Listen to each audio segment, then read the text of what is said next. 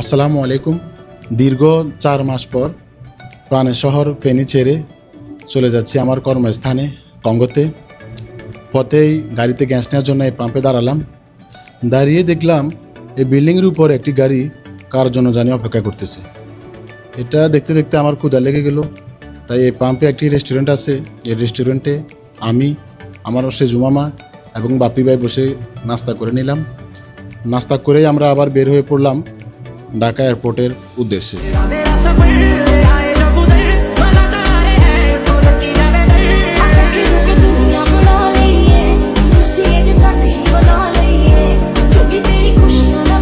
Already আমি এসে পৌঁছে গেছি ঢাকা এয়ারপোর্টে। এসে আমার যে দুটি ব্যাগ আছে যেগুলো আমি বেল্টে দিব, এগুলা রেফিং করিয়ে নিতেছি, কারণ এগুলো অনেক দূরে যাবে, যাতে ফেটে না যায়, নষ্ট না হয়ে যায়। তাই আমি রেফিং করে নিলাম। রেফিং করেই আমি দাঁড়িয়ে পড়লাম বোর্ডিংয়ের জন্য। বিশাল এক লাইন বোর্ডিংয়ের। পিছনে তাকিয়ে দেখি আমার ছোট ভাই হৃদয়, ও কঙ্গোতে থাকে, এবং তার পিছনে দেখলাম শাহিন ভাই, উনিও কঙ্গোতেই থাকে। তো কিছুক্ষণ অপেক্ষা করতে করতে দেখলাম লাইনটা একটু আগালো, আর পিছনে তাকিয়ে দেখলাম আমার বড় ভাই আফসার ভাই, উনিও কঙ্গোতেই থাকে।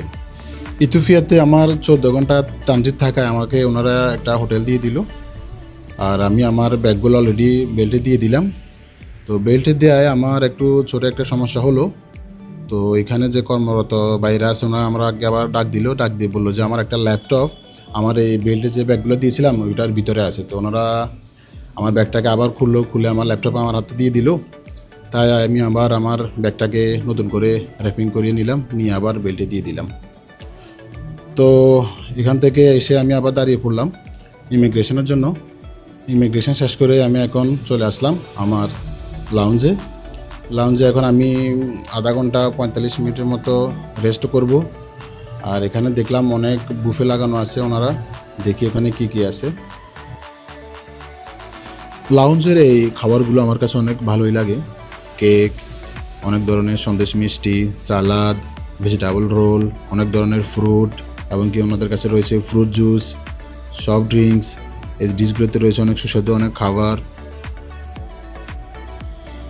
তাই দেরি না করে আমি আমার জন্য শুধু এই যে ভেজিটেবল রোলগুলো নিয়ে নিলাম। ভেজিটেবল রোলের সাথে শুধু নিলাম সস আর কিছু সালাদ নিয়ে নিলাম। ওনাদের আচারগুলো অনেক সুস্বাদু হয়, তাহলে আচারটাও নিয়ে নিলাম।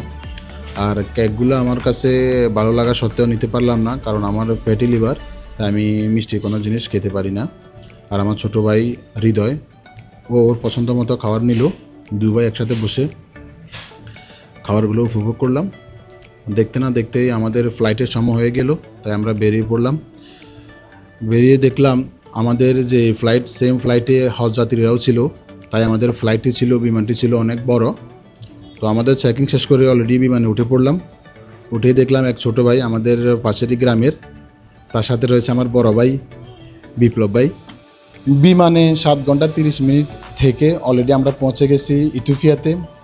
ইথিওপিয়ার এয়ারপোর্টে আমরা এন্ট্রি করে এখন যাচ্ছি ইমিগ্রেশনের উদ্দেশ্যে। তো একই ফ্লাইটে আমরা বাংলাদেশে ছিলাম টোটাল 20 থেকে 25 জন, সবাই আমরা যাচ্ছি কঙ্গোতে। তো অলরেডি আমাদের ইমিগ্রেশন হয়ে গেছে। ইমিগ্রেশন শেষ করে আমরা এখন অপেক্ষা করতেছি হোটেলে যাওয়ার জন্য। আমাদের হোটেলের বাসগুলো চলে আসলো। এগুলো হচ্ছে আমাদের হোটেলের বাস, এগুলো করে আমরা আমাদের হোটেলে চলে যাব। চলে আসলাম হোটেলে। এখন আমরা ফ্রেশ হব, ফ্রেশ হয়ে নিচে গিয়ে ডিনার করে ফেলবো। এখানে ইথিওপিয়ান কালচারের যে খাবারগুলো রয়েছে তার অনেকগুলো আর্টিকেল ওনারা রাখছে এই ডিশে। আমাদের যে যার পছন্দ মতো খাবারগুলো অল্প অল্প করে সবাই নিয়ে নিলাম টেস্ট করার জন্য। আর এটাই হচ্ছে আমার আজকের রাত্রের ডিনার। দেখি এখানকার টেস্ট কেমন। এটি হচ্ছে ইথিওপিয়ার সকালের ভিউ, অনেক সুন্দর না? তো আমরা রেডি, এখন হোটেল থেকে বের হয়ে যাচ্ছি। হোটেল থেকে বের হয়ে আমাদের এই মিনি বাসে করে চলে যাব এয়ারপোর্টে। ইথিওপিয়ার এই এয়ারপোর্টের পাশের ভিউগুলো অনেক সুন্দর, রাস্তা, এই যে এখানকার বিল্ডিংগুলা অনেকই সুন্দর।